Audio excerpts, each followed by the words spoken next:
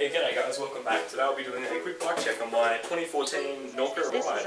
So yeah, I got this bike for around $200 off Gumtree earlier this year, and I've only made a couple upgrades, but so far it's doing really good. So we'll start up with the front end. So up the front here we're running Maxxis Ardent Races, just with tubes. I decided to chuck them on here because I ride a lot of dirt with these, and I feel that they probably will outperform these old Kenda tyres, the K-Rads that it came with. And these are on some Alex rims, pretty stock sort of. Then we've got the up front chain reaction cycles, sort of cheapo disc brake, and I just use this in case I want to do a bit of street trials on it, because it kind of is my all-purpose street bike.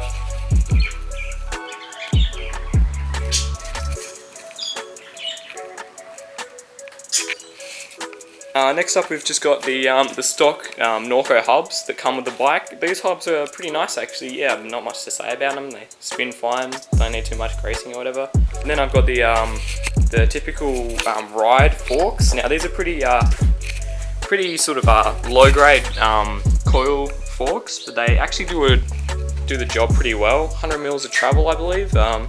You can adjust the preload and rebound, but actually when I got this bike the preload didn't work. It's completely buggered, and the rebound I've actually only just been able to loosen up as of recently. I have my shocks pretty soft generally, pretty not standard for a lot of dirt jumpers, but I kind of still like that sort of protection against snapping my wrists and stuff like that. When I first bought the bike these were actually completely seized up, and I was just riding this as pretty much like a hard nose bike, kind of like the BMX, but after I did a few little jumps or whatever, I did a really hard landing and it just completely cleared up all the gunk around here, and I was able to get like pretty much full movement out of them again. So just a bit of WD-40 and a really hard landing, and these forks got back to working again. Our stock Norco 35mm stem and standard Norco bars. Yeah, and that's actually got an FSA headset and top cap. Yeah, these bars and stem are actually a pretty good combo. The rise is like perfect for how I ride. I think they're really comfortable. I was thinking of upgrading these at one stage, but for now I think I'll just stick with them. Going on to the grips, I've got the Odyssey standard sort of long neck style grips. These are designed for BMXs, so the top cap didn't actually fit on the end there, so I just pinched some off another bike. But I really like these. This is the only bike that I have with the really long style of grips. All my other bikes have lock-on grips. So I figured I'd test it out, and these fit my hand really nicely. I don't have giant hands, but I feel like they fit really good, giving me a good bit of confidence when I'm either kind of death gripping it or when I'm riding, a bit more controlled. They're nice and cushioned, and I really like the pattern on them. It does a really nice job. Next up we've got the brake levers. So here's the $30 ones that I bought, the Clark's mineral oil. Here's a bit of a look at the design. They're pretty wide and go out pretty far, especially for DJ brakes, but I mean for DJs that have brakes.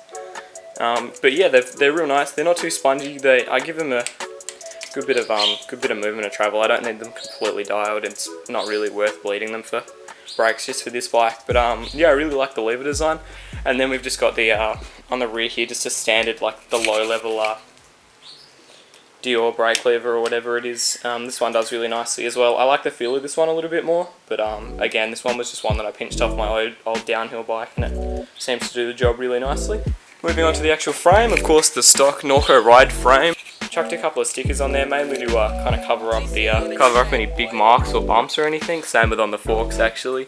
This is a one-piece seat and seat post, so yeah, just the standard Norco one. Doesn't make a difference because this is only to protect my ass from getting destroyed by a metal frame. Then we'll go over to one of the problem slots of the bike, which is actually these this crankset and pedals. Well, the pedals are fine. So this bike originally came with just some metal cranks like this one. Now these cranks were pretty good, although they were a little bit creaky and a little bit damaged from doing a lot of like pedal strikes and like scraping the side of my shoes. So I decided to upgrade them just for this $55 pair. And I actually got quite a few injuries from these. They kept on sliding off the spindle, so I'd be riding home from school and they just like slip straight off the spindle and send me onto the pavement. Yeah, I took off a good bit of skin off my elbow and my wrist actually, and you know, chrome coloured blank pedals, they do the job really nicely. I picked them over the original plastic ones just because I ride a lot in the wet weather, and it was really annoying getting my feet slipping off, but I found these metal pins and metal base have actually done a very good job of keeping my feet on there. Not quite as good as my mountain bike pedals, but I'd say they do the job pretty well. Next we've just got the standard sprocket and chain that came with the bike, nothing too special about these. So yeah, here's our back wheel, also running a Maxxis Arden Race with the stock Alex rims. Now the rear hub's pretty good for what it is, you know, it doesn't make a racket or anything, it's nothing high end, but I think it does the job really nicely. And actually also our rear brake, which as you can tell I have not done a very good job of adjusting. I don't know if you can see, but it's actually moving around a little bit.